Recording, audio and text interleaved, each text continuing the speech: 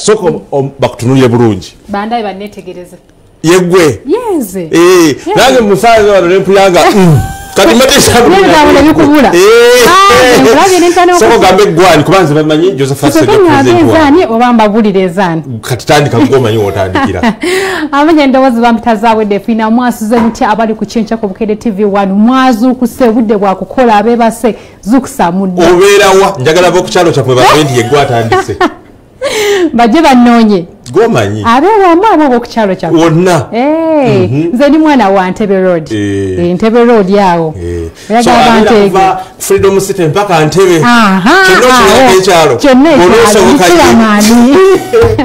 mani yafudde kyayiwenja yafudde ki kakati tugenda otandika Olugambo n'omukulu ono nawe olabe bwalukola tulina nno bingi nnyo kati tutandikirewa kati gwe nawe sooka ombuulire njagala ndabe ddala Ssegirinya agenda n'asibwa ng'oluzungu lwe lungi Ssegirinya omumanyi Muhammad mumanyi bulungi omusajja musiraamu naye ng'asiiba zino ennaku batasiiba mulwadde bambi yakava mu kkomera naawe gwoli wa ddiini ki nze ndi mukyala mulokole kirabye omanya abasiraamu bali mu sawumu naffe tuli mu budde bwakalema nti omuntu asiiba nga ate Ssegirinya yakava mu kkomera mulwadde naawe omulaba giro tulaba ku Ssegirinya oyo so toyinza kugamba nti omukulu oyo asiiba like ne baba tasiibye Nabbi Muhammad mbadde nakugattako ebigambo naye ebintu ebyo bizibu obigendako mpola aba akimanyi yoyo ne Ssegirinya makindi nga bafukabire kubalayirira ogenda biwulira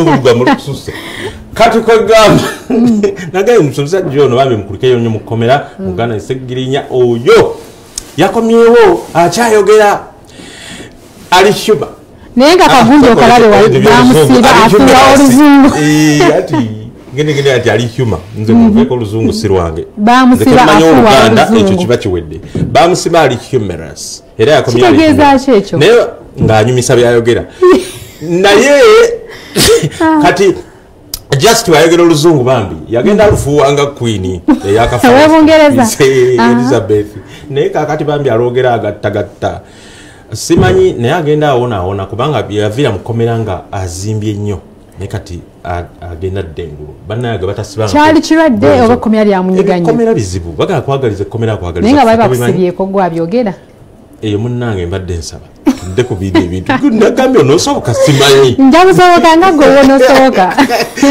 ndokwana yo twala sipidi wekutwala mpola kati gwe Olugambo lukolako nze nange tutandikeko ntandika mpulire ngoba olina kyomanyiko okakasa katutumira mugazi woli nkitegedde ogenda kungamba ntumira omusajja naye omusajja mutumidde amanyage si bintu ebikola kati nno gwosaaga wano wajja kukulema tumira omukyalawo nigwe onoosoboka onjagazaki nze omukyala takulemye kakati enewe katusooka tulabe Ssegirinya ono katusooka ayogeremu Oluzungu mu Parliament yatandikiddemu olulimi Olungereza oluvannyuma yagedde Oluganda ng'oli akati ye Ssegirinya oli kale tayogera nga bwe yagenda naye Ssegirinya ali humorous so kulaba Oluzungu tomunenya nange wenjogera oyinza ogandi nkubye Oluzungu si lwaffe.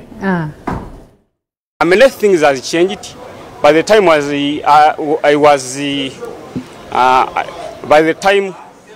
was arrested, I left many things, but when I'm back, even it's I'm very suspicious that even that is TikTok. I found the TikTok. So many things have changed, but time is now to work for my people of Kanyampe North constituency, and I'm happy that I'm here at Ugandan Parliament. And the reception was good because the MPs welcomed us so good. So the reception was good. So I thank them for that.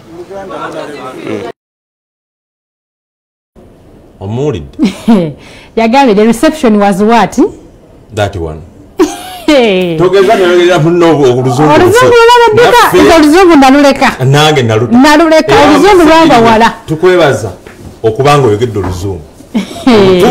Wala nalaba omusajja akyasinza okwogera Oluzungu sa Apollo kagwa Oluguudo Sapulo Kagwa kive Bulaya Sapulo Kagwa kigoyogerako. Yali Katikkiro wa Buganda mu mwaka ga 1990 endagaano y'olwenda yakolebwa. Era nga ye musajja yekka yasooka kugendako e Bulaya mu America. N'atwala mu House of Commons ye Parliament ya Bungereza. Kati agenda okuddako okwogera Oluzungu mumanyi? Sokolekera tukaawo. Nawe toli mwamu omuntu. Kakati Sapulo Kagwa n'ekitiibwa ekyo Queen yakimuwa kuba yakigaba. Kakati atula mu Parliament bayogera ku nsonga z'ettaka.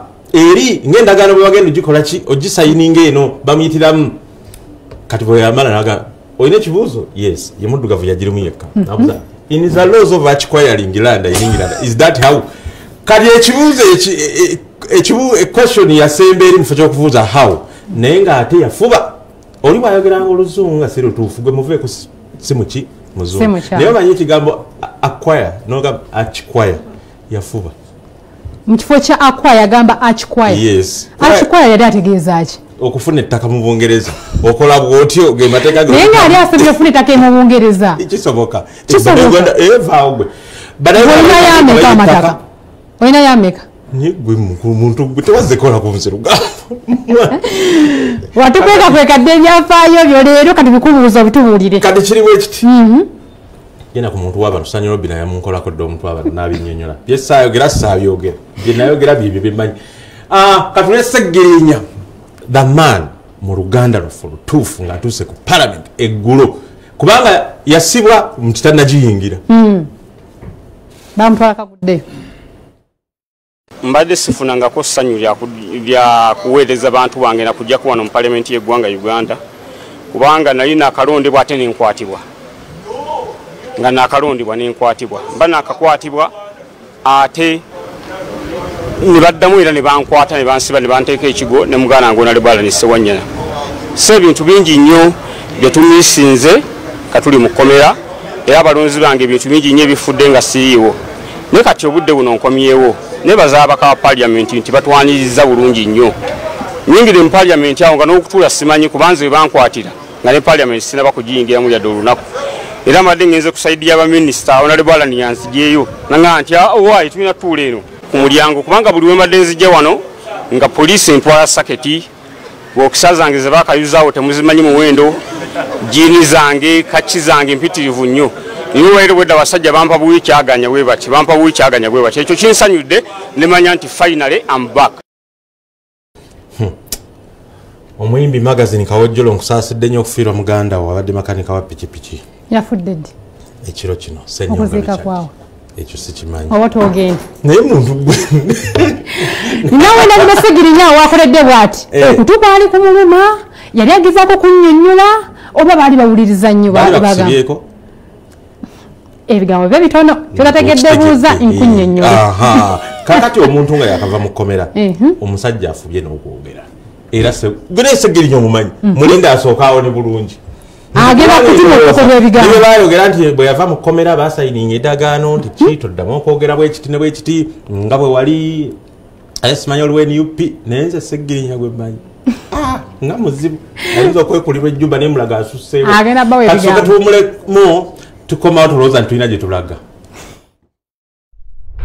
Olugambo mu kyenkya tukola Sahara tangawizi tea eranga kati yafene Q-Mark okuva mu UNBS atanzali Sahara mu choose mix kawo baba